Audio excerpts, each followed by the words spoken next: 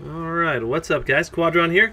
I'm going to be talking today about basically the sniper rifles available and their benefits and disadvantages. And this is going to be about the NC sniper rifles in particular, but the equivalents are on all the other, the Vanu and the Terran Republic. Basically all of the identical sniper rifles, just different names. So, without further ado, there's been a lot of changes lately to sniper rifles, and let me go ahead and hop over to the patch real quick here. So here's the patch. Let me go ahead and make this full screen. Recently there was a big change with the nanoweave armor that I was not aware of it at first. But really, I think it was good. It was a really good change because basically now you get one-shot headshots no matter what, even if they have nanoweave on, for up to a certain distance. And so oftentimes you'd be trying to go for a headshot on somebody, you hit them in the head like an engineer on a turret, and you're using the long shot, and you're still not one-shot shotting them unless you're like within like 50 feet or something like that, or maybe it was like 25 meters, so 75 feet or something. It was something like that. Like beyond a certain range, if they had nanoweave on, you wouldn't kill them with a one-shot headshot, which was really, really frustrating. And so now up to, what they did is they changed it so that up to 250 meters, the NC-14, all the default bolt action snipers will one-shot headshot. So that makes the basically the NC-14 and the LA-80, both of those do the same, basically the same damage now. They did the same damage before, I believe, but the LA-80 basically traveled faster, had a higher velocity bullet. And so basically the SAS-R, though, the major difference they added to the SAS-R, the TSA-R42, and the VS Ghost is that now there's no sway in the low, when you're using low-powered optics. So, for example, let me hop back over to Planetside really quick. So right here, I'm using the SAS-R, and this used to have this used to have sway when you were trying to snipe people. So it was really frustrating to deal with because you're trying to snipe people and you've got a low-power optics scope already, and it just wasn't very efficient. So that said, let's go ahead and hop back over to the patch notes. This makes the SAS-R hands down the best close-range sniper out there, I think.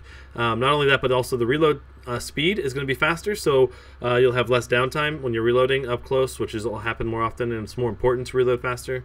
Now, that said, you do only get one-shot headshots up to 200 meters, and honestly, it's going to be really hard to get a one-shot headshot, or it's going to be hard to get a headshot beyond 200 meters anyway, because you only have low-power optics anyway on the SAS-R. So, for example, if I pull that up, you'll see basically the optics. I have the maxed optics right now on the SAS-R, and it's a 4x, and it's not amazing for one-shot headshots unless you're up close. So that's not really much of a nerf, in my opinion. So I think the SAS-R is probably going to be my sniper rifle of choice. Maybe it's going to be the SAS-R or the LA-80, which has an increased basically velocity, which makes getting moving headshots easier on targets as they run around. So it's, yeah. And my preferred method of sniping is like getting up in your face, sniping you and knifing you, or like getting into cover, like inside of a bush or inside of like leaves somewhere, and then using that to just snipe people when they don't see me and I'm like 20 feet away or something like that. That's like my ideal situation. So that's why I think the SAS-R is actually going to become really, really good. Before this patch, I used the Longshot almost exclusively and all the time because of the way the nanoweave worked. Basically, with the Longshot, you could body shot somebody and then knife them, or body shot someone and then basically shoot them once with your pistol, and you would almost always kill them with a 1-2 combo. Whereas these other ones, because they did 50 less damage, would oftentimes require 2 pistol shots or 2 knives. I think almost always 1 knife and 1 sniper shot would always work, but usually it would take 2 pistol shots to finish somebody off. So, and also the other reason I liked the long shot before was because it was it would one-shot headshot people with nanoweave if you were really close, even though they had nanoweave. Whereas the other ones would never one-shot headshot people, even if you're close, I believe. No, no. If you were like point blank, you could still one-shot headshot people, but the long shot would just do it from a little bit further away. So that's why I like the long shot more. And so now I'm going to be switching over and playing some SAS-R. And like, let's just basically, this is gonna, like, I just kind of wanted to go over the sniper rifles. So the advantages and disadvantages are, if you're going to go for just the regular sniper, and you want the full range scope, probably the LA-80 is going to be your best bet rather than the long shot anymore, because it's going to one-shot headshot people up to 250 meters. If you're going to be doing long range sniping with a like a high power scope, for example, you're up on top of a ridge, hill somewhere, and you're sniping really far away, the long shot will give you those extra 50 meters to reach out and get those one-shot headshot kills. And then the NC-14 it's honestly it's good. It's honestly, the NC-14 bolt driver is barely slightly less better than the LA-80. So honestly, if I had this and I wanted to spend certs on something and I had to choose between an LA-80 or a long shot, I'd probably just stick with the NC-14 unless you're trying to do sniping like full time. That's what you want to do. So that is my kind of review of the sniper rifle. So let me hop back into the game real quick. I believe it's this one. No, this one. There we go.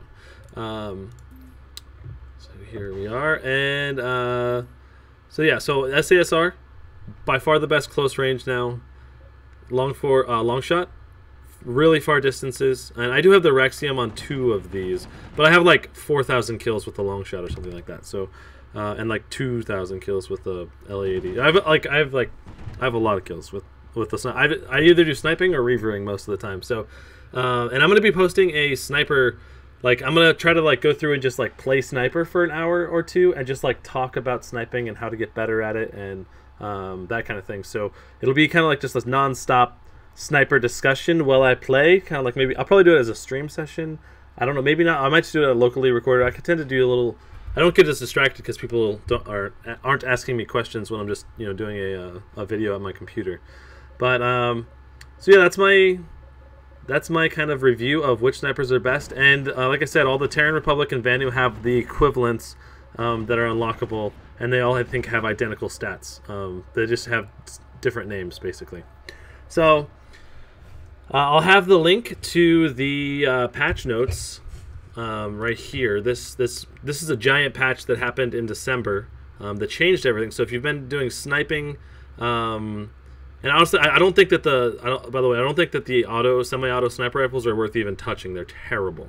So don't even touch those. It takes 3 shots to kill somebody, unless you headshot them, and the recoil is really hard to control. At least it was. Maybe it pulls a little bit better now, but it was really difficult to control, and so it's just much more reliable to get one-shot headshots on people standing still or moving in a straight line than doing the semi-auto stuff. So maybe, yeah, I don't think that nothing about this has changed that fact. So anyway, guys, that's my thoughts on the snipers and the recent patch and my basic guide on how to select which sniper rifle you want to use. If you have any thoughts about which one is your favorite, which one you like to use, all that stuff, feel free to discuss that in the comments down below. And yeah, so that's the sniper rifle, how to pick which sniper rifle is the best one for you kind of video guide thing, bob or doodle. And I'll have a sniper session guide coming up soon. I think I'm gonna go record that like right now actually. So anyway, guys, peace out. Quadron out.